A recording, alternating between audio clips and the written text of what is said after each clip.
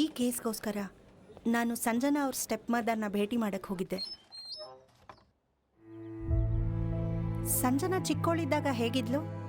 ಸಂಜನಾ ಅವ್ರ ಅಮ್ಮನ್ನ ತುಂಬಾ ಪ್ರೀತಿಸ್ತಾ ಇದ್ಲು. ಅದಕ್ಕೆ ಅವ್ರಿಲ್ಲ ಅನ್ನೋದನ್ನ ಸಹಿಸ್ಕೊಳ್ತಿರ್ಲಿಲ್ಲ.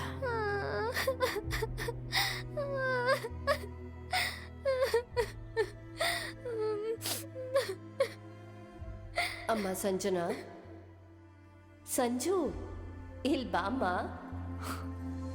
ಅಮ್ಮ ಅಮ್ಮ ಅಮ್ಮ,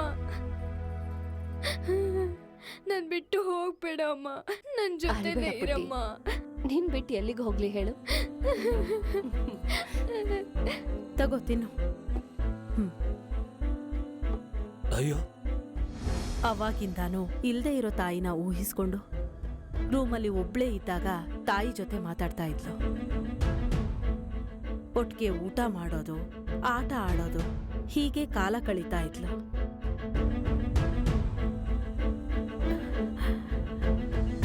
ಇರ್ರಿ,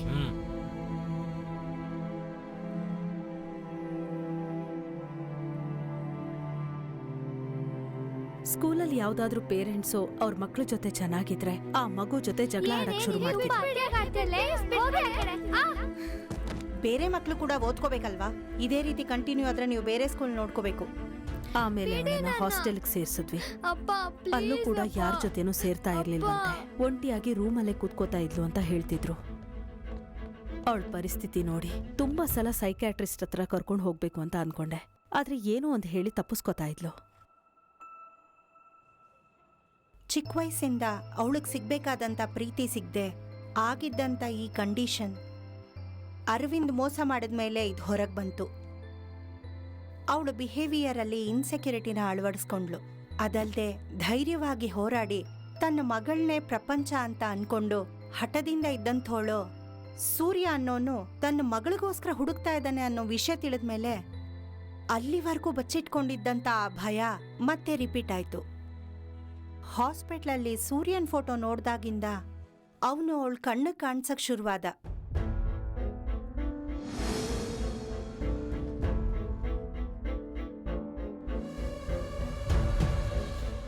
ರಿಯಾನ ಎತ್ಕೊಂಡು ಹೋಗಕ್ ಟ್ರೈ ಮಾಡ್ತಾ ಇದ್ದಾನೆ ಅಂತ ಅವನನ್ನ ಊಹೆ ಮಾಡ್ಕೊಳ್ಳೋ.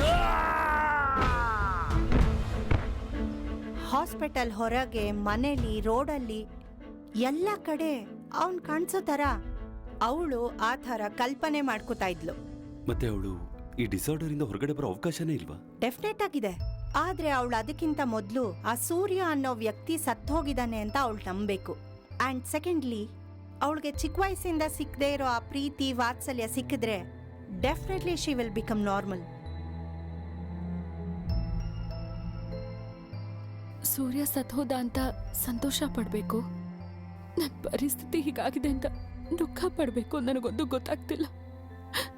ನಿನ್ ಕಷ್ಟ ನನ್ ಕಷ್ಟ ಅಲ್ವಾ? ನಿನ್ ಜೊತೆ ನಾನಿರ್ತೀನಿ, ಧೈರ್ಯವಾಗಿರು.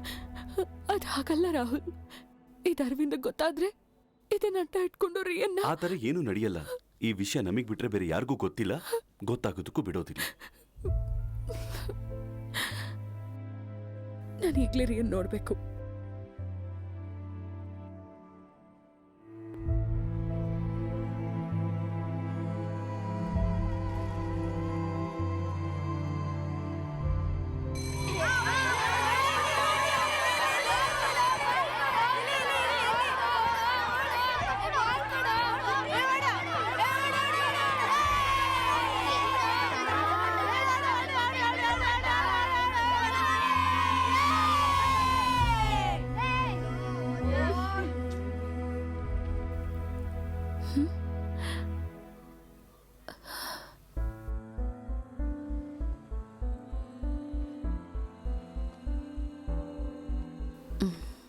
ಏನ್ ಹಾಗಿದ್ಯಾ?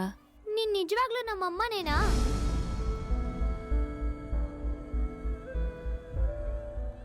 ಯಾಕ ಕೇಳ್ತಿದ್ಯಾ? ಮತ್ತೆ ಇನ್ನೇನಮ್ಮ, ರಾಜು ಅವರಮ್ಮ ಅವನಿಗೆ ಏನ್ ಬೇಕೋ ಅದನ್ನೆಲ್ಲ ಅವನಿಗೆ ಕೊಡಿಸ್ತಾರೆ. ಪ್ರೀನಾ ಅವರಮ್ಮ ಅವ್ನ ಹೋಮ್ವರ್ಕ್ ಎಲ್ಲ ಮಾಡ್ತಾರೆ. ನಾನೇನೇ ಕೇಳಿದ್ರು ನೀನ್ ಇವಾಗ ಆಗಲ್ಲ ಆಮೇಲೆ ಅಂತ್ಯ. ಹೋಮ್ವರ್ಕ್ಸ್ ಎಲ್ಲ ನನ್ನೇ ಮಾಡು ಅಂತ್ಯ. ಹೀಗಾದ್ರೆ ನಾನ್ ನಿನ್ ಜೊತೆ ಇರಲ್ಲ, ಹೋಗು. ಸರಿ, ನಿನಗೆ ಯಾವ ಡಾಲ್ ಬೇಕೋ ನನಗೆ ಹೇಳು. ನಿನಗೆ ಏನ್ ಬೇಕು ಅಂದ್ರೂ ಮಮ್ಮಿ ಕೊಡಿಸ್ತಾಳೆ. ನಿನ್ ಹೋಮ್ ವರ್ಕ್ ಕೂಡ ಮಮ್ಮಿನೇ ಮಾಡ್ಕೊಡ್ತಾಳೆ. ಓಕೆನಾ? ನನ್ ಮುದ್ದು ಅಮ್ಮ. ನಡಿ.